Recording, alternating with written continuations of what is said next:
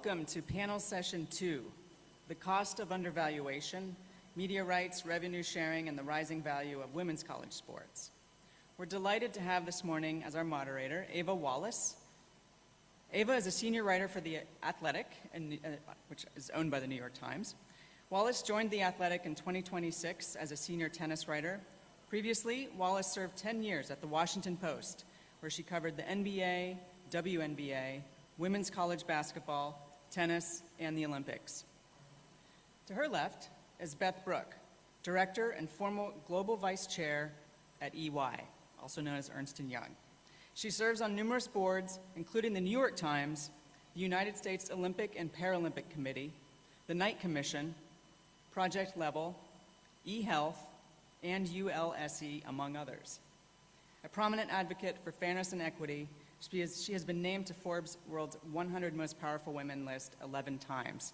Fun fact about Beth, I'll add, is while many people know a study and a quote associated with her, I feel more people should know her actual name. So if you ever hear the quote that 94% of C-suite executive women played sports, that quote is attributed to a study she did at EY. So thank you, Beth.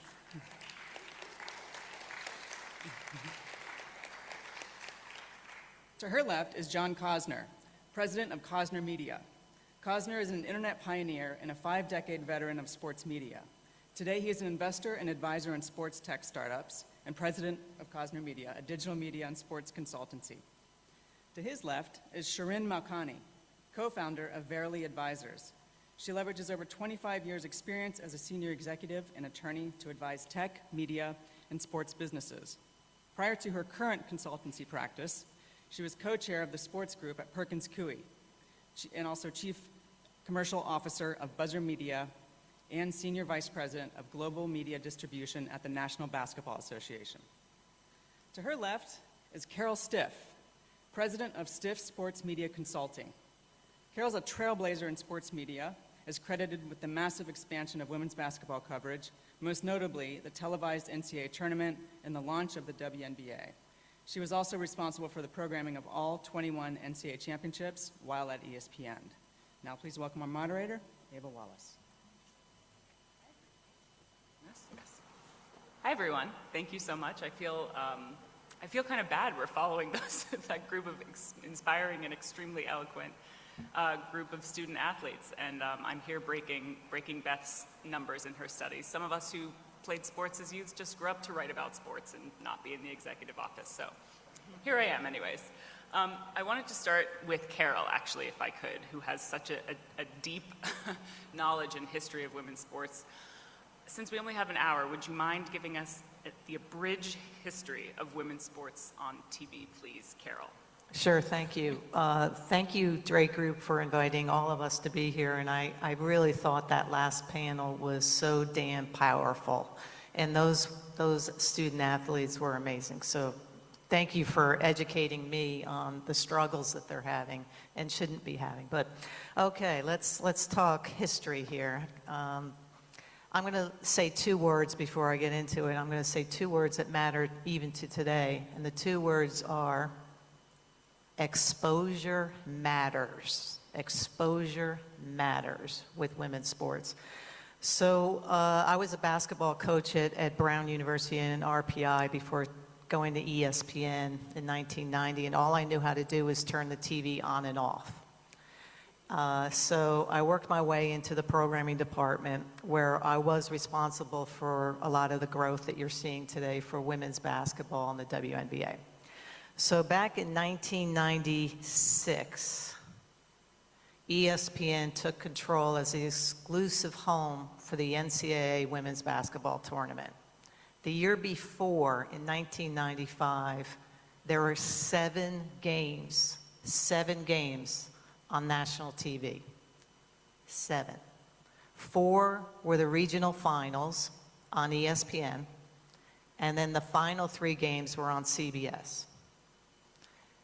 CBS programmed the women's teams on a doubleheader, I think it was on a Saturday, and then made the 2 championship game teams come back and play the very next day. So no day of rest in between the national semifinals. So that was a big deal for the NCAA Women's Basketball Committee.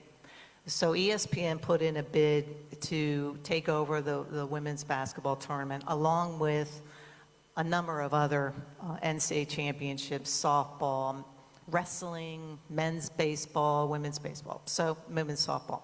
So let me get to basketball. The very first year, ESPN produced and aired 24 games. 24 games. So the first and second rounds only had a few games, and then full nationals from the regionals forward. 1996 was a huge year. We might remember it was an Olympic year where we had the national team that toured for a year under Tara Vanderveer's leadership from Stanford win the gold medal, and they haven't given up the gold medal since. From there, that gold medal and that win in Atlanta was actually a scientific project, John can relate, from David Stern and the help of Val Ackerman. They toured for a year to make sure there was support in the market for women's professional basketball in the United States. Remind you, all our players were going overseas and getting paid money, but playing in Siberia in the cold. I remember Diana Taurasi saying it was a good day if she could get someone on the street to say hello to her and smile. So, but they were making really good money. They still won't tell you how much, but it was a lot. So whether it was laundered money or not, that's not for me to decide. But 96 was a big year. And then also in 1995, I had the privilege of programming the UConn-Tennessee game. Pat Summitt took the game in the middle of January to fly up to cold Connecticut and play at Gamble Pavilion. The New York Times was in the building for the first time. You could feel the electricity in the air. It was Martin Luther King Day. It was in the middle of the afternoon, and it outrated anything. It got like a 1-0 rating, which was unheard of for an afternoon game. And then you see what Connecticut has done. They launched their own little cable network of just their games that ESPN didn't pick up. So I'm going to sort of leave the tent pole of where we were in 96, 95, 96, and then look at where we are today. Every single game of the women's basketball tournament is on national TV. Every single one, thanks to ESPN. The national championship game is now on ABC. ABC and ESPN are partners under the Disney banner. That's huge. And then the last thing I'll say is with that growth, ESPN produces thousands of women's basketball games. They stream them, they put them on linear TV, and now I'm seeing Turner come to the table. Now I'm seeing NBC come to the table. A little competition in the air, which is great for exposure matters.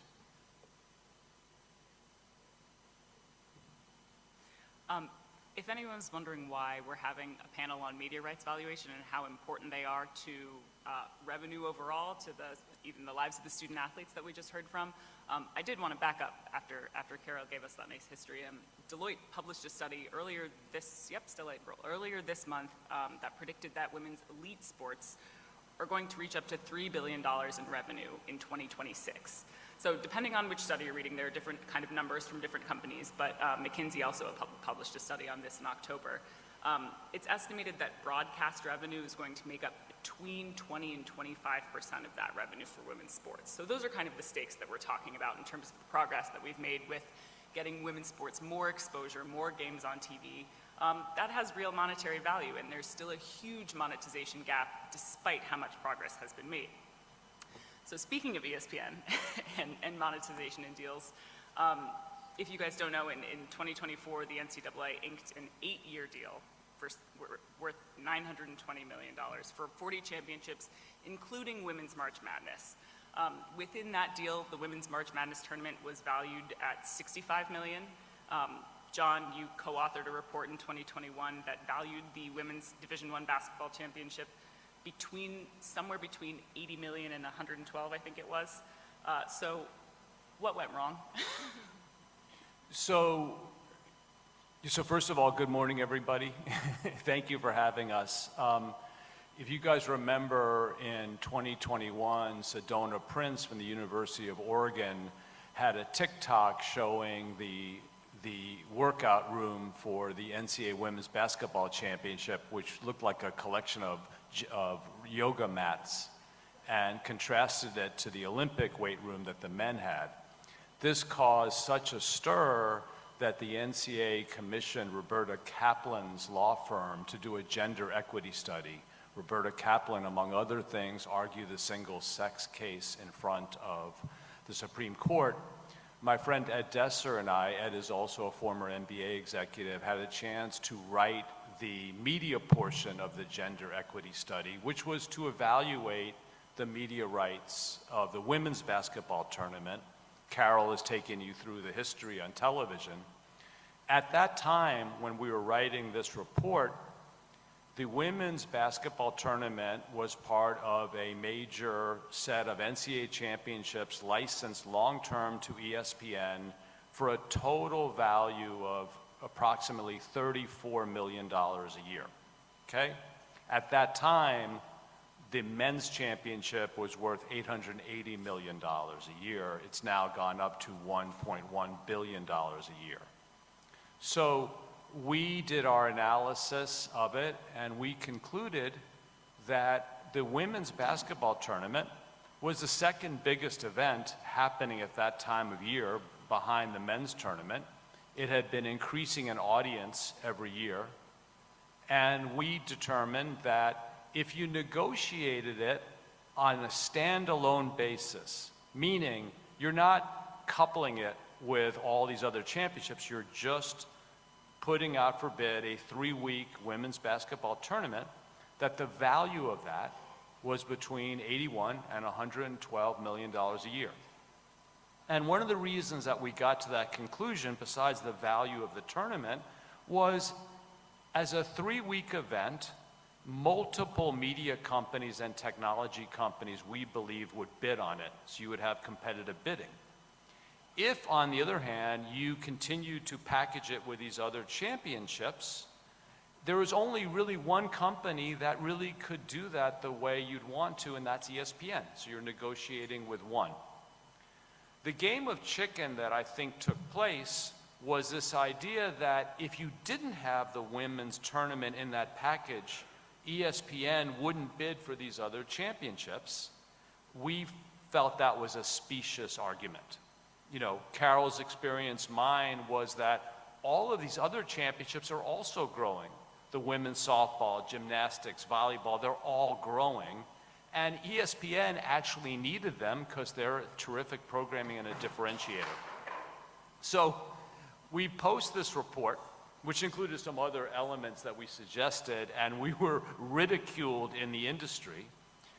But the NCAA chose to continue the packaging of these events.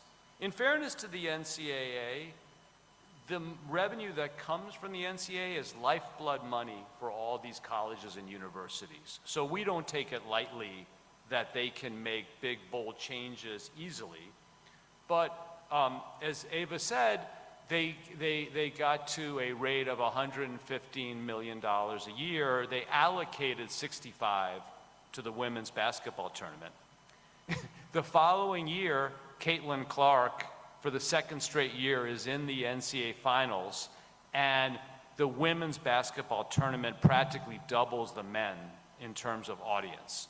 Okay, so I don't think anybody looks at the estimates that we had anymore and thinks that that's far-fetched.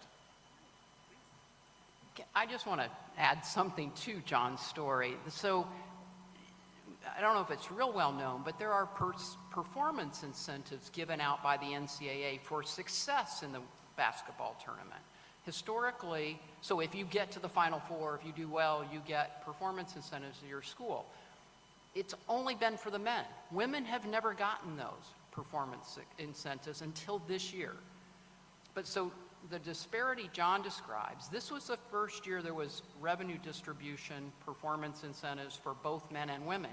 What percentage do you think the women got in terms of the total? 11%. If I could just chime in too on that. I mean, one of the models that I know other of us have spoken about in similar contexts is looking at what the U.S. national teams did with soccer, right? And taking the FIFA money and pooling it on the back end and then saying, oh, we're going to actually go out and make these incentive bonuses equal for the men's and the women's teams to help this. So I only raise this because some of these notions, they feel systemic, but they aren't necessarily. And Sharon, I actually wanted to ask you next, just because John brought up the interesting point of when women's sports and women's college sports are bundled the way that they are. As he said, ESPN is really the only network that had the capability of doing that. And I'm wondering, as someone who has so much experience with YouTube, and I mean, I watch my sports on YouTube TV, and now also Amazon and Peacock and all of those other things. How has the changing way that we consume sports, how does that intersect with women's sports media valuation, and can college sports kind of enter into that field and make it a more competitive market? Yeah, I mean, I think it's a good question, and it's a really multi-layered one. I mean, I could probably spend the rest of our time trying to break that down. But one of the things to think about in the context of YouTube is, in a way, it functions in sort of two platforms. Most of us are familiar with what I will call YouTube Main, which is where, if you're under a certain age, that's where you're getting the bulk of your content, sports or otherwise. And that's a really disintermediated relationship, right? So any kind of a creator, including athletes, can go and have a relationship directly with the audience. And clearly, social media in general, and YouTube is just a subset of that, has been super powerful for all athletes in building fandom, but particularly female athletes, right? And so that pipeline of getting dollars directly to you, name, image, likeness rights for influencers who are also athletes, right? That's an important pipeline. And so I think there's that piece of the pie. But the other thing that people forget about YouTube is YouTube TV exists. And so YouTube TV is licensing linear content from Disney, ESPN, ABC. I helped them with that deal last year. I did their NFL Sunday Ticket deal. That falls under YouTube TV. And that's a more intermediated experience, right? Because that's the programmers like ESPN, like Disney, deciding what you're going to see on TV. But what I think you're going to find with YouTube over time is a collapsing, right? So the distinction between that kind of premium linear content on YouTube TV that we used to think of traditionally as like the cable bundle is going to start intermingling a lot more with what we think of as YouTube Main.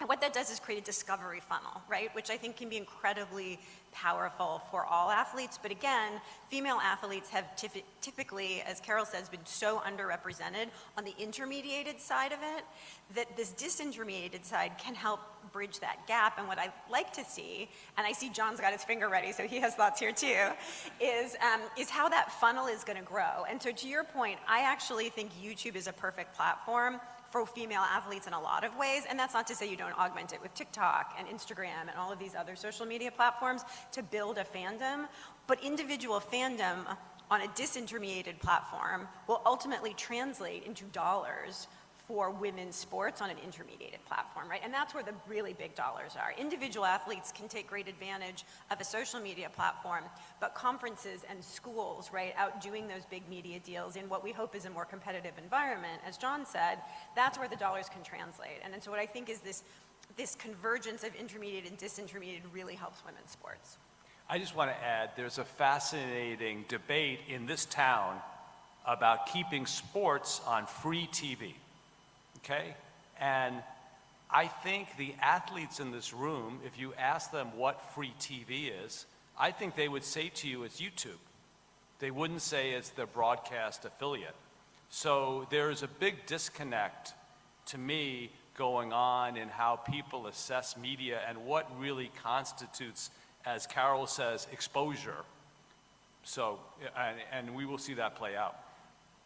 Okay, so I left ESPN in 2020, and so through my company, I advised the group to launch a women's sports network.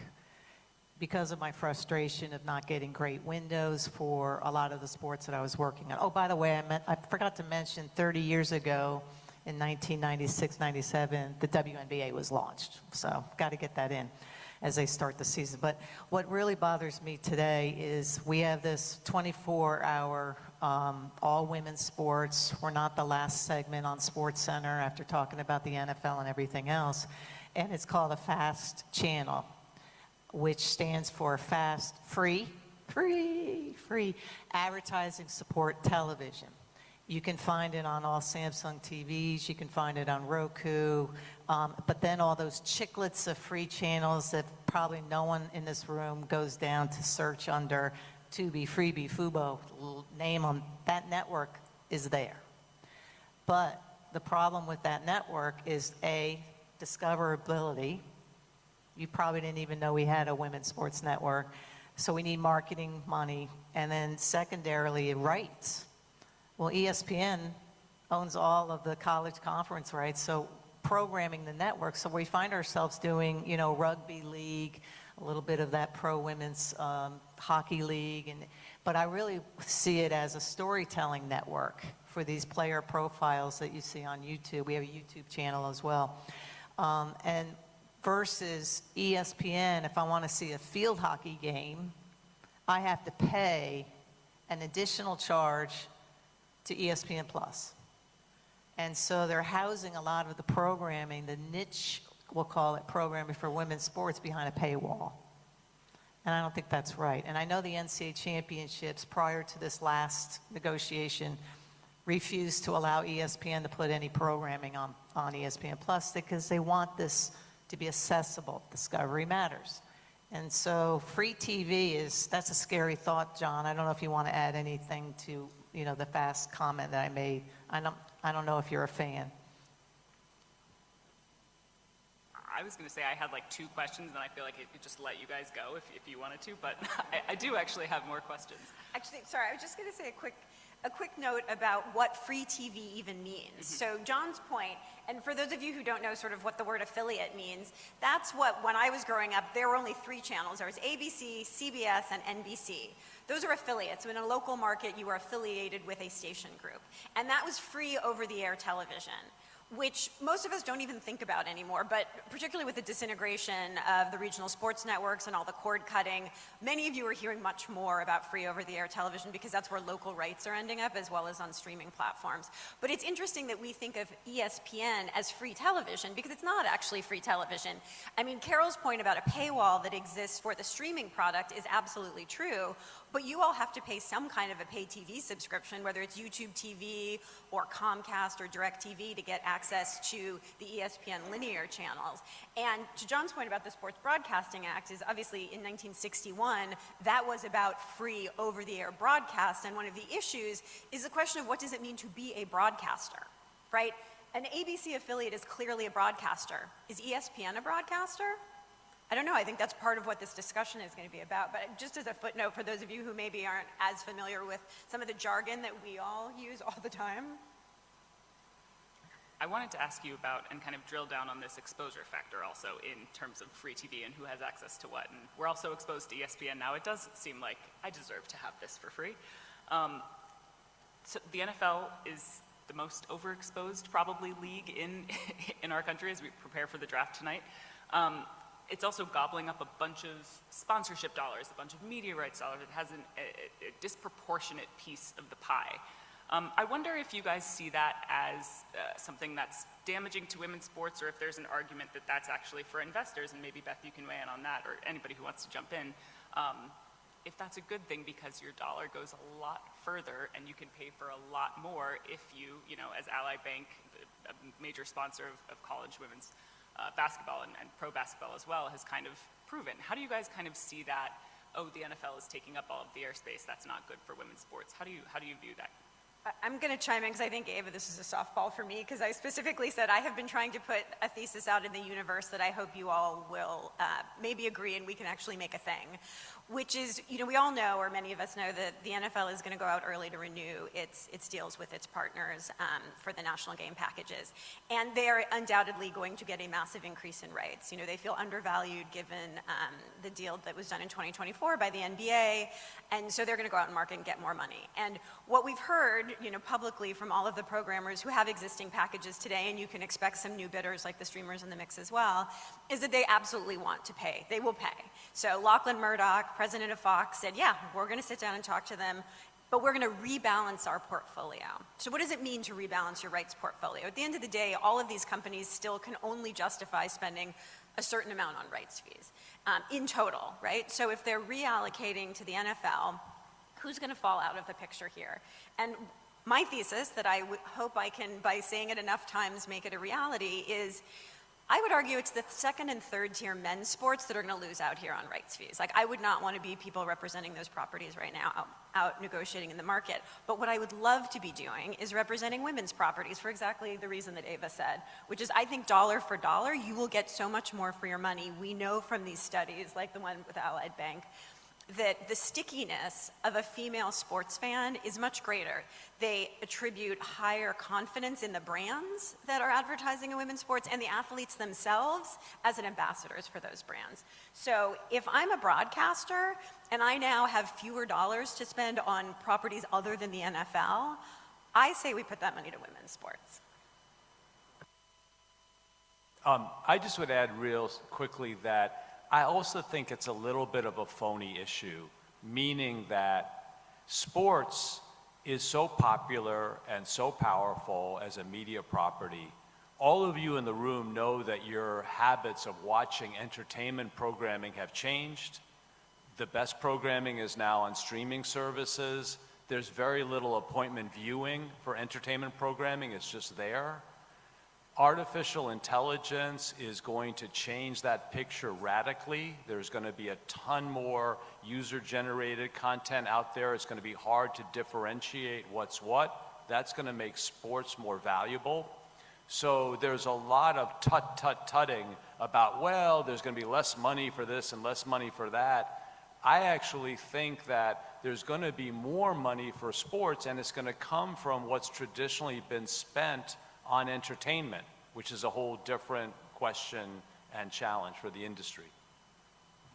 I agree. I think there's going to be a lot more money for sports. The one thing we haven't mentioned is college football.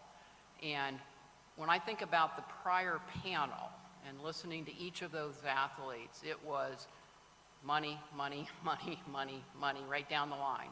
And for me, coming from the business world, I look at the money being sort of, the media rights are fabulous and it generates the money, and I agree with everything that was said. But I look at college football and the media rights are not consolidated. In essence, when we compare it to the NFL, men's college football is underperforming from a media rights perspective, and yet it's disrupting the entire system of collegiate sports. It's why we have the House settlement.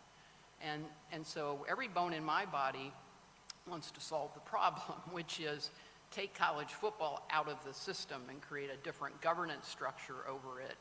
Right now, the NCAA does not run the college football playoff at all.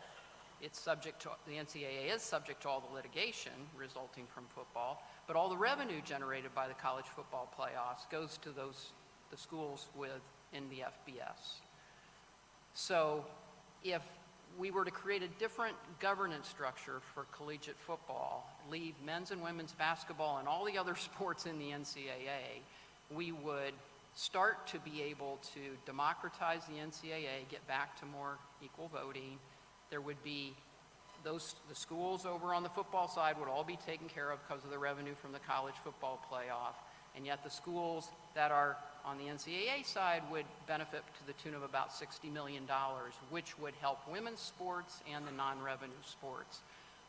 And I just, media rights aside, I think it's, you got to, what I love about what Carol did at ESPN was, from a business perspective, in sports, we always look at the revenue sharing, the revenue distribution, and follow the revenue generation. In other words, women will get revenue if they generate revenue. The revenue distribution follows the revenue generation. From a business perspective, that is just stupid. In business, as a startup, you would never make your decision about where to invest your resources. The ESPNW didn't decide to invest in women's sports because it generated revenue. It did it because it thought it could be valuable. It invested ahead of the curve. The sports world requires you to already be performing before it'll invest in women, and that's just wrong. So I think these two things are tied together. Solve the football problem, and then we can... I would like to just add to Beth's comments, and I'm going to throw back to her. with private equity entering in the picture here, and the marriage with Learfield, which was just announced, and you all can respond. I mean, how will that affect Title IX? Because private equity firms don't fall under the Title IX banner. And then the second part of Beth's idea is, educate me a little bit on how, if you take football, which is the largest revenue driver on campus, how is that going to help? You're going to lose all that money. How's it going to help the swimming and diving team? The swimming and diving team. Because once you've got football over here and you've got all the schools, just not the FBS schools, there'll still be football schools and all that over here. In the NCAA revenue distribution, the way they distribute the revenue that they generate from March Madness, the NCAA includes football in their calculation, in the formula. What happens is that means the schools kind of in the NCAA bucket are disadvantaged by about $60 million. Because the football's in the calculation. It's hard to explain. But if you would get football out of the calculation, there'd be an additional $60 million to flow to women's swimming or men's swimming. I'll maybe start, because I think that probably a lot of us have a lot of thoughts about PE coming into college sports. And one thing that John should provide some color on, because this is something that came up in the Kaplan Report, but I think is really illustrative of, in some ways, why private equity might potentially be good. And I know that's kind of maybe a hot take. But the NCAA, for many reasons that John cited, has not done a great job at monetizing, right? And so the one thing you can say about PE folks is they're going to be focused on monetization. And so professionalizing the deal making that happens in these spaces can potentially grow the pot for everyone. And so I think John's going to explain about this sponsorship issue that's, I think, super illustrative of what doesn't work well when the NCAA negotiates, beyond what he's already described about bundling rights, which we obviously know also can devalue them. So Before you do that, Go ahead, John, please. could someone explain what happened with Learfield and what Learfield is, please? So I can't remember the name of the private, was it TBG? TBG merged with Learfield. So now the pressure from that private equity folk, TBG, is on Learfield to activate their rights. So let's take the University of Texas. Donna, close to your heart. There's going to be pressure on making sure that there's more exposure to the student athletes. So there could be some media opportunities for the student athletes, maybe on YouTube, but do student profiles and really get out and sell the student athletes and their value and all the attributes they have. So it's going to be interesting to see the curve on what is going to happen. Is Learfield going to drop some schools that weren't performing well and really put their resources into the Power Four schools? Could happen. What happens to the mid-majors? So I'm fascinated by it. And as Beth is a businesswoman, I just wonder where we're going with private equity and how it's going to trickle down to our female athletes and how Title IX is going to be impacted. And it comes down to opportunity for our athletes. And they need opportunity on the YouTubes, on the social media tracks to get the NIL money. And Learfield, for those of you guys who don't know, is a sports marketing company, and it represents 1,200 institutions. It's the primary monetization engine for a ton of college universities. So, and that's now being controlled by private equity, good or bad. I just would add with that one, there's negatives and positives. I think the negatives of having private equity involved is, are their interests aligned with the schools and universities who are not monolithic? Howard University is different than Princeton, is different than Baylor, so aligning interests is not trivial and not easy to do. Where private equity is really good is identifying professional managers and logical ways of doing things. In the Kaplan Report, two things that really stood out to us were, one, The NCAA's big deal with CBS and Turner Sports, which now is worth $1.1 billion average annual, also includes the rights to all of the NCAA corporate champions sponsorship program. 0.1% of the money generated in that program when we did this report went to any sport other than the men's basketball tournament. So 99.9% of that went to the men's basketball tournament. It didn't go to the women's tournament, it didn't go to softball, it didn't go to golf, whatever. So that to us is inherently inefficient. Second, in the Kaplan Report, we took a recommendation that Val Ackerman had made. Val Ackerman is now the retiring commissioner of the Big East Conference. She's also a former president of the WNBA, NBA colleague. She had advocated in a white paper in 2013 to combine the Final Fours, men's and women's Final Fours. So we were big advocates for that. As any of you are in the industry know, today you stage the men's and women's Final Four at 2 separate cities. Everything is duplicated, and it's, in our judgment, separate and unequal. And our recommendation in the Kaplan Report was that beginning in 2023, these events should be combined in the same city, starting in Houston. Had the NCAA adopted what we recommended, that game between Iowa with Caitlin Clark and #1 rated, undefeated South Carolina, we believe would have filled 74,000 seats in the NRG Stadium on that Friday night. It would have been one of the biggest events in the history of college sports, okay? It's, the NCAA, especially the Women's Basketball Committee, had very little interest in our recommendation. Once the Kaplan Report came out, they were busy scheduling separate Final Fours for like the next 8 years.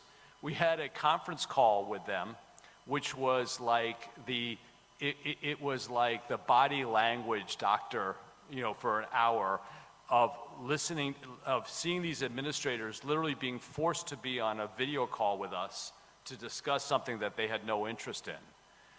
This, however, is not rocket science. That's what the US Open Tennis Tournament does.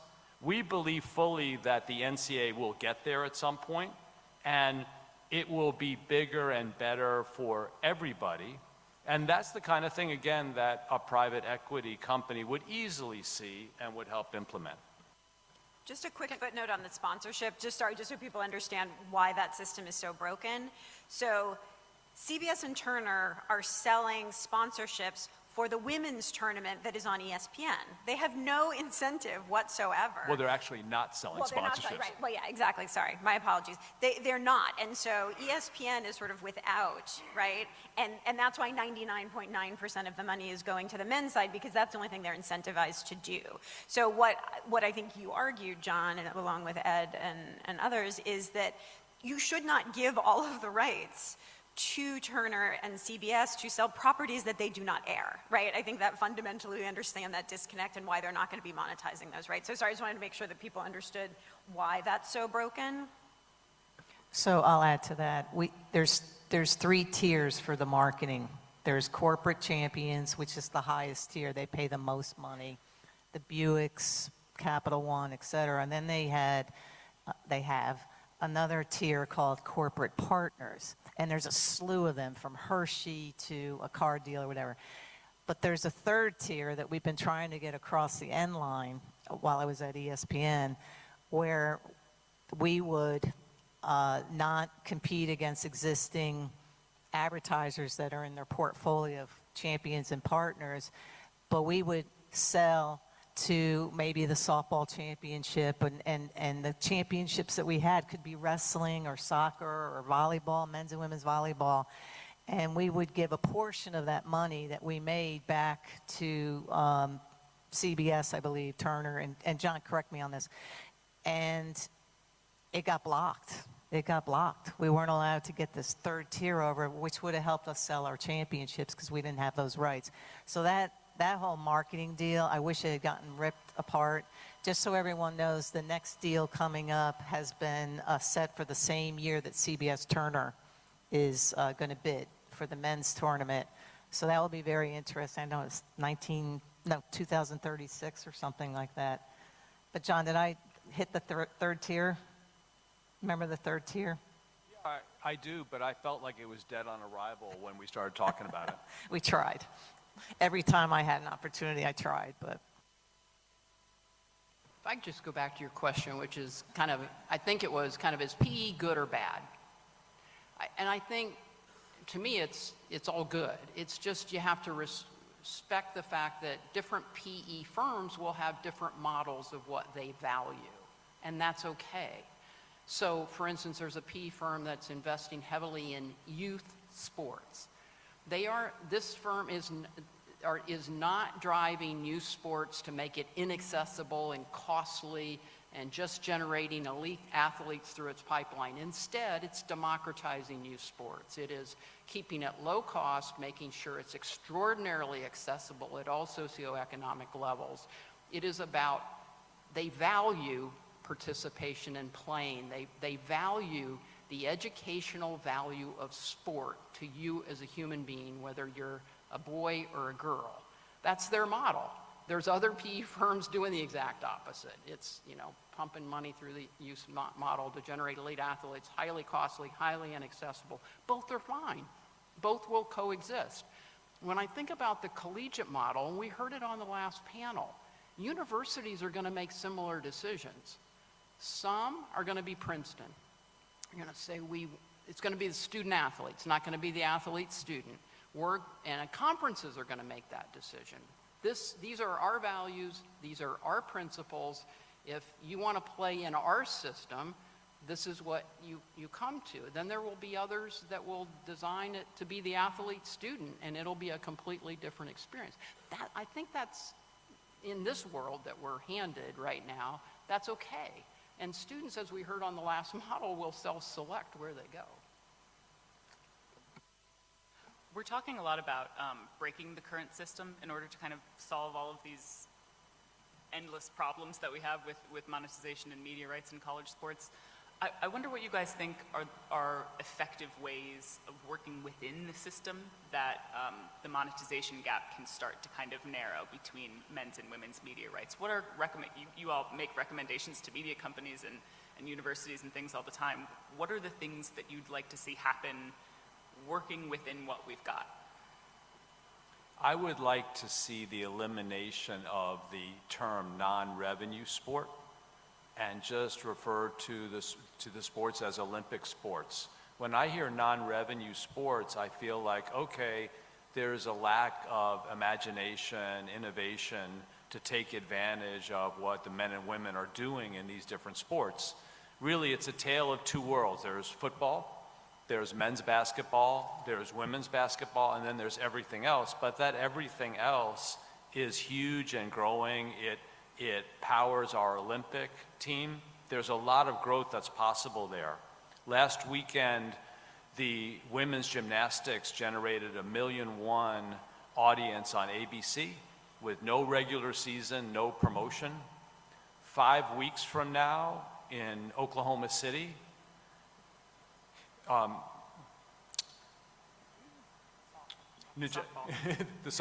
Najari Kennedy, who I think is the best softball pitcher ever, is going to command huge audiences on ESPN. There's lots of growth and possibility here. So one thing I would love to see is the colleges, universities, conferences redoubling their efforts behind that. The last thing I would throw out is Open Doors says that over half of the NIL deals are done by female athletes, and that female athletes are actually better at it than men are. So there's lots of opportunity there, just getting started. And over half of Team USA are women, and well over half of the medals are produced by women.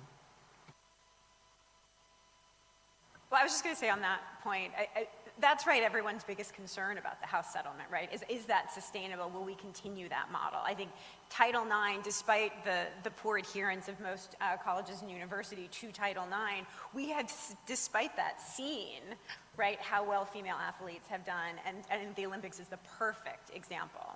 Well, the Olympic movement is very concerned about the stability of the collegiate system because our Team USA athletes in the United States are trained within the collegiate system. We're the only country in the world that has this model. No other country depends on their collegiate system for the development of their Olympic athletes, but the U.S. does. So the fragility we heard on that prior panel is of deep concern to Team USA. Okay, finally, I have two things. I would like to see accountability for all the schools that are not compliant. I know that's huge under this administration, but there has to be some accountability. Also, I'd like to look at how much the lawyers are making on the backs of these athletes in representation. That's appalling. And then on my programming hat, I have to say, I thought the NCAA should have really pushed ESPN if they were going to keep their rights to put the national championship game for women's basketball in prime time on ABC. Maybe that will come. Hear, hear. I'm holding out hope, but placing this championship in the middle of the afternoon on Easter Sunday was not right. And the number was terrific, hurrah, but it could have been even better on a Sunday night when everybody was home to see our female athletes. So exposure matters. So that's my answer. Sure, and I wonder if you had an answer to that from the media company's perspective at all, something you'd like to see. Yeah, I mean, I think in some ways I already alluded to the seeds. If we're talking about working within the existing system and the fact that Open Doors tells us that 50% of these deals are being done with female athletes, and we see the huge success that female athletes have as influencers on social platforms, I think that should get us over the hump of the people who still say that no one cares about women's sports, right? And I'm surprised how many people still say that to me, right? But I think the data is now such that it's impossible. And so if we can get the people to pay attention to the data, and we are now in a very data-obsessed world, which in this case is a good thing, and we do professionalize, even if it's just incrementally, the people who are negotiating these deals and thinking about these rights, then I think we start to see the momentum within the existing system. I have to add one more, is storytelling. The stories we just heard, this morning. I had this great idea. Anyone can steal it. It's for NIL. Here we go. Are you ready? It's a special 1-hour show, NIL opportunities, brought to you by Ally or, State Farm, Open Doors. And so we do an interview with the student athlete. Oh, you're in pre-med at Howard? Oh, you're the first generation. Oh, you're a 4.0. Oh, what do you do in the summer? You go, these women athletes in the summer, you go over to Africa and you help with Clean Water Act, and then you do your sport. And I mean, these are the athletes you want your brand associated with. They're not in the page, whatever, of the New York Post. They're not getting into trouble. They're good role models. So we do this interview brought to you by State Farm, and then up comes a QR code for the student athlete. So here's the swimmer and diver, or what gymnast, I would say. So we just learned about her. You go to her store through the QR code, and you can purchase for $500, lessons on how to do a backflip on the beam.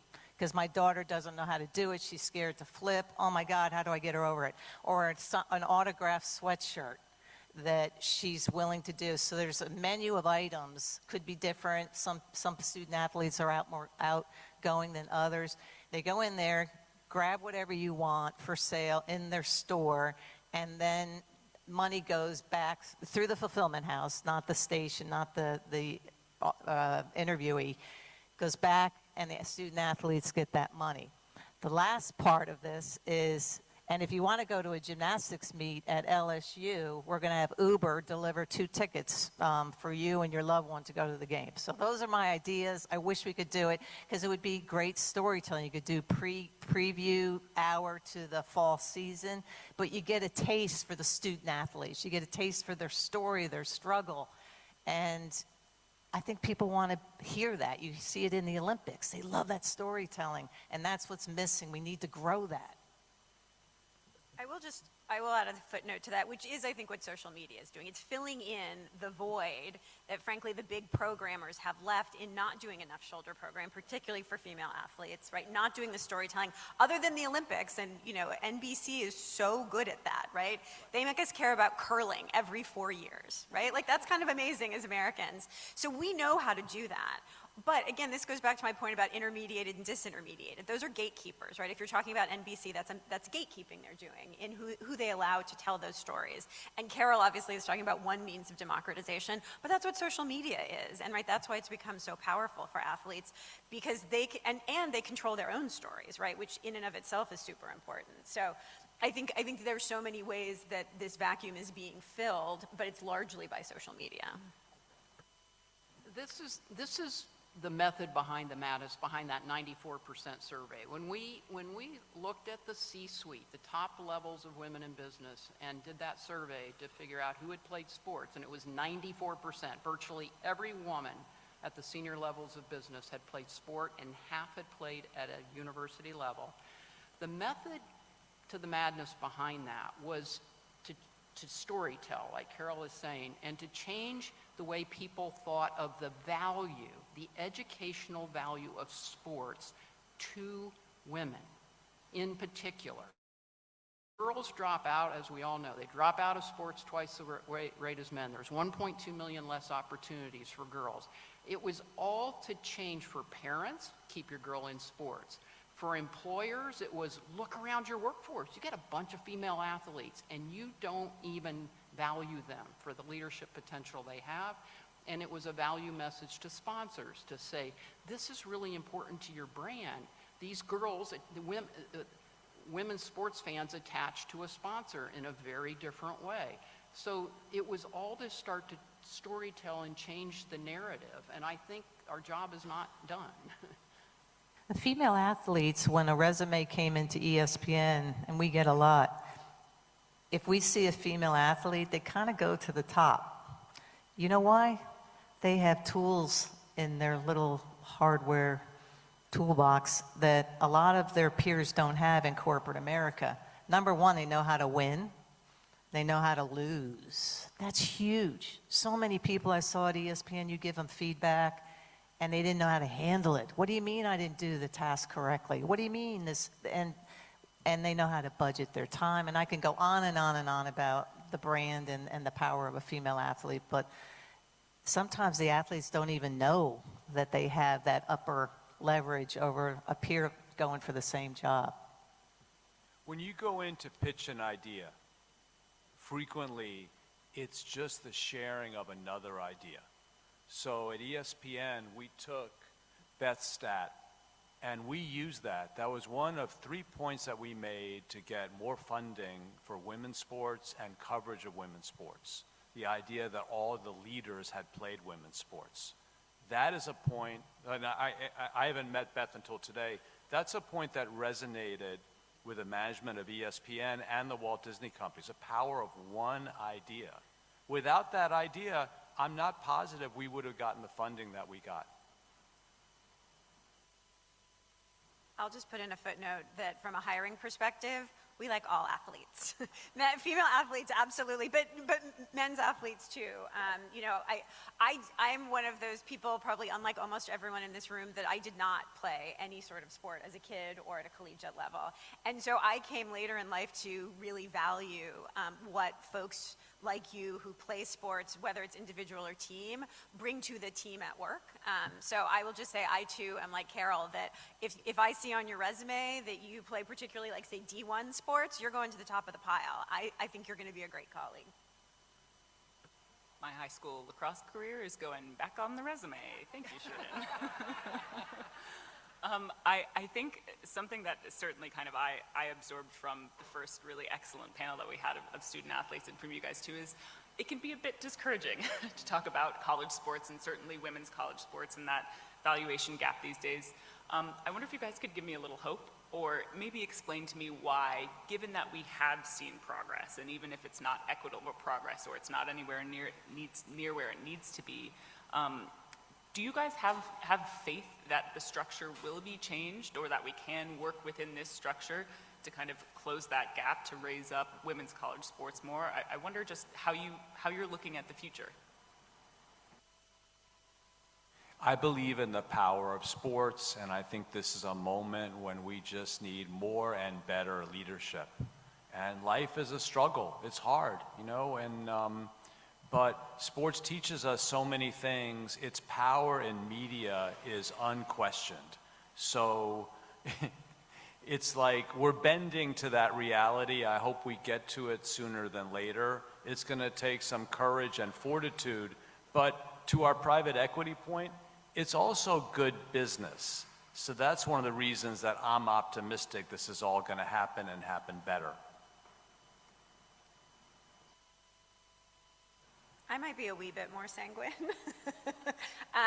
Look, I think everything John said is true. I also know from like negotiating a lot of these large media rights deals that the people I see across the table are my age or older, and they come from a very specific perspective. And one of the things that we haven't really spent a lot of time on this panel talking about, but absolutely is impacting the money that's going to flow into women's sports and all sports, is just how the entire media system is in a huge state of flux right now, with cord cutting, with the growth of streaming, with the regional sports networks dying out. There's so much going on that I fear that at least in the near term, people will grab what they see as the most convenient lifeboat, and that's going to be men's sports. And so part of me thinks that to get real change, people like us actually have to die off and not be part of these discussions anymore. Not us specifically, but people of our age. Why are you looking at me? But I think there's something to be said. Not John, not Carol, not Beth, not some of the other colleagues who do this work in this room, but the people that I am often across the table from, and I said this, you know, I do a lot of work with YouTube. Last year I did all of their largest programmer deals, and what I would often hear was, well, we've never done this before, or we just don't like it. Right? And that's not acceptable, because that's not how you get to change, right? And everything that we're talking about here is change. And if the people who are gatekeeping, the people who are actually negotiating these deals and ultimately determining the value of these rights cannot wrap their heads around anything new, they need to step aside. And that is none of us. That is none of us. I love these people. It's none of us. But these are the people that I frequently see across the table. I applaud the Drake Group. You guys have got to keep fighting. Fight, fight, fight. It's the leadership that we need, and I applaud you back for that, but we need the voices of these people in this room and the athletes to continue to speak up.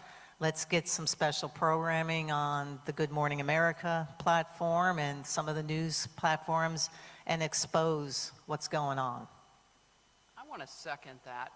The panel before us, that's not the narrative they're hearing on Capitol Hill. They're hearing things are fine. We're not going to cut sports. We're not going to cut, you know. The voices really matter, and I encourage every element of the system that your platform is important to find your voice, so that there's a reality being heard in the system. And then I'm eternally optimistic. With facts, any problem can be solved. But when the facts are hidden, that's when problems happen. Was before us and how important it was. Certainly, I mean, I learned a lot from that panel, because I think we do our best to represent you all as student athletes, but if we don't hear your stories and know what your lived experience is, we're not doing our jobs as well as we can. And appreciate you all coming up here and having those conversations and helping people like us who maybe can affect some change have better information. And I appreciate the courage it took to do that. So thank you all for that panel. I want to give some flowers to Donna Lopiano.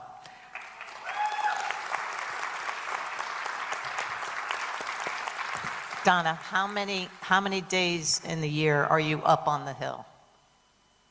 20, 40, 50? No number. The work she does is priceless for women's sports. And I look at the Women's Sports Foundation, I'm on their board, and their advocacy voice needs to be louder and stronger, and we need you guys. So I'll end with that. Thank you, Donna.